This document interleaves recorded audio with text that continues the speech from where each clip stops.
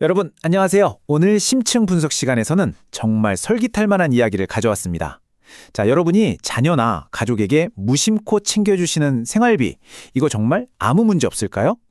오늘 우리가 샅샅이 파헤쳐볼 조세 심판원 2025 인사일 63 사례를 보시면 아마 기존에 알고 계셨던 상식이 완전히 뒤집히면서 깜짝 놀라실 겁니다. 가족 간의 따뜻한 마음이 어떻게 차가운 세금 고지서로 돌아갈 수 있는지 지금 바로 팩트체크 들어갑니다. 보통 내 자식 먹고 살라고 내 돈 좀 보태주는데 거기에 무슨 세금이 붙어? 이렇게들 많이 생각하시잖아요. 워낙 흔한 일이다 보니까 다들 당연히 세금이 안 붙는 비과세라고 철석같이 믿고 계시죠? 그런데 과연 부모님이 주신 생활비가 진짜로 세금에서 100% 자유로울까요? 오늘 확실하게 현실 점검 한번 해보겠습니다. 첫 번째 섹션, 흔한 오해입니다. 과연 부양을 위한 생활비는 무조건 비과세일까요? 두 번째 섹션, 며느리에게 송금한 시아버지입니다.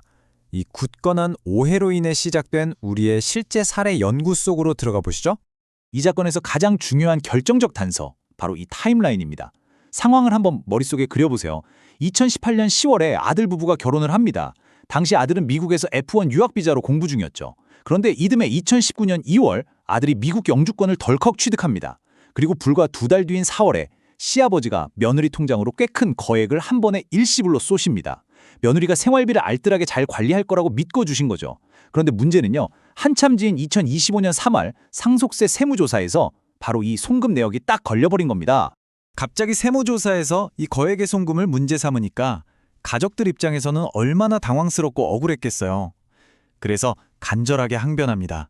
아니, 애들이 매번 생활비 달라고 손 벌리게 하는 것도 서로 부담스러울까 봐 그냥 3년치 월세랑 생활비를 미리 한꺼번에 선지급한 거다라고요. 심지어 억울함을 풀겠다고 그 돈으로 진짜 밥 사 먹고 주유하고 생활용품 산 신용카드 내역까지 엑셀로 쫙 정리해서 꼼꼼하게 제출하기까지 했습니다. 세 번째 섹션, 과세관청의 엇갈린 시선입니다. 이런 가족들의 주장을 세무조사관은 어떻게 판단했을까요? 사실 과세관청이 덮어놓고 모든 돈에 다 세금을 매긴 건 아닙니다. 표를 한번 보시죠. 아들이 순수하게 학생 신분으로 유학하던 2007년부터 2018년 말까지 꼬박꼬박 보내준 돈은 이건 비과세 맞습니다 하고 깔끔하게 인정해줬어요. 그런데 영주권을 취득한 직후인 2019년 4월에 보낸 바로 그 거액의 일시금, 여기에 대해서는 아주 단호하고 타협 없는 선을 그어버린 거죠. 얄짤없이 증여세 과세 대상으로 본 겁니다. 자, 여기서 거대한 충돌이 발생합니다. 순수하게 자식들을 지원하려던 납세자의 선의와 차갑고 객관적인 세법의 논리가 정면으로 부딪힌 거죠. 가족들은 당연히 세법이 보호해주는 생활비다라고 굳게 믿었지만 과세관청은 무슨 소리냐? 경제적으로 독립할 수 있는 다 큰 성인한테 거액이 넘어갔으니 이건 명백한 증여다라고 받아친 겁니다. 네 번째 섹션, 전문가의 시선입니다. 그럼 여기서 상속세 및 증여세법상 생활비 비과세 요건을 전문가의 관점에서 철저하게 해부해 보겠습니다. 이 부분이 오늘 심층 분석의 핵심인데요. 상속세 및 증여세법 제46조 5호를 전문가 렌즈로 들여다보면 명확해집니다. 생활비 비과세라는 건요, 원할 때 마음대로 쓸 수 있는 백지수표가 절대 아닙니다. 법에서는 돈을 받는 사람의 나이, 직업, 소득, 재산 상태를 아주 깐깐하게 종합적으로 따져서 이 사람은 진짜 누군가의 부양이 필요한 사람이구나 라고 인정되어야만 합니다. 또 하나 정말 중요한 건 자금이 필요할 때마다 딱 그 생활비 용도에 직접 지출되어야 하는 실비 변상적 성격을 완벽하게 갖춰야만 비과세가 성립된다는 거죠. 그리고 이 사건의 방향을 완전히 틀어버린 결정적 법안이 하나 더 등장합니다. 바로 민법 제975조인데요. 부양 의무라는 건 상대방의 자기 스스로의 힘이나 노동력으로 도저히 먹고 살 수 없을 때만 생기는 법적 책임입니다. 그러니까 직설적으로 말해서 자기 앞가림할 수 있고 합법적으로 돈 벌 수 있는 다 큰 성인 자녀에게는 애초에 부모의 법적인 부양 의무라는 게 존재하지 않는다는 아주 냉정한 뜻인 거죠. 다섯 번째 섹션, 조세심판원의 최종 결정입니다. 이런 전문가적 법적 잣대를 들이댔을 때 과연 어떻게 결론이 났을까요? 조세심판원은 팩트를 조목조목 꼬집었습니다. 돈을 줬을 당시 아들 나이가 35살이었어요.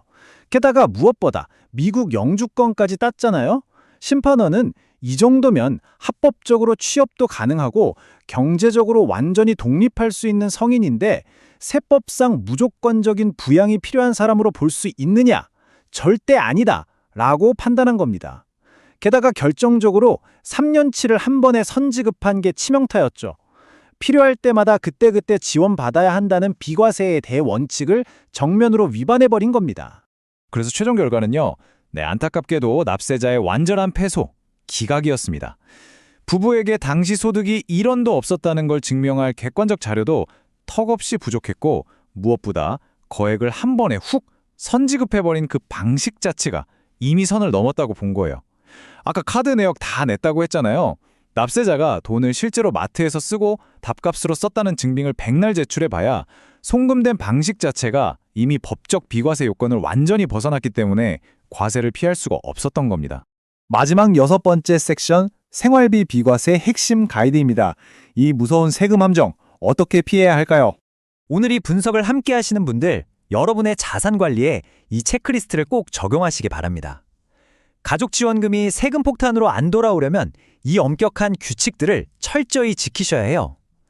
첫째, 자녀가 정말 경제적으로 누군가의 부양을 필요로 하는 상태인지 객관적으로 따져보세요.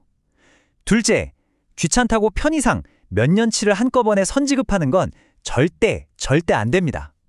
셋째, 거액 일시불은 무조건 피하시고 매월 필요한 만큼만 이체하세요. 그리고 마지막으로 그 돈이 생활비로 쓰였다는 증빙을 잘 남겨두는 것, 이게 바로 절세의 핵심입니다. 오늘 심층 분석을 마무리하면서 여러분의 가족 자금 계획을 다시 한번 냉정하게 현실 점검해 보셨으면 좋겠습니다.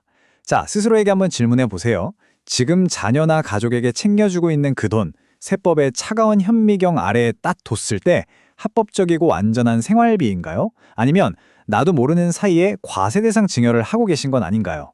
선의로 포장된 생활비라는 막연한 생각에서 이제는 벗어나셔서 오늘 우리가 알아본 전문가적 관점의 요건들을 현명하고 정확하게 대비하시길 바랍니다. 그것만이 최고의 절세니까요. 오늘 준비한 내용은 여기까지입니다.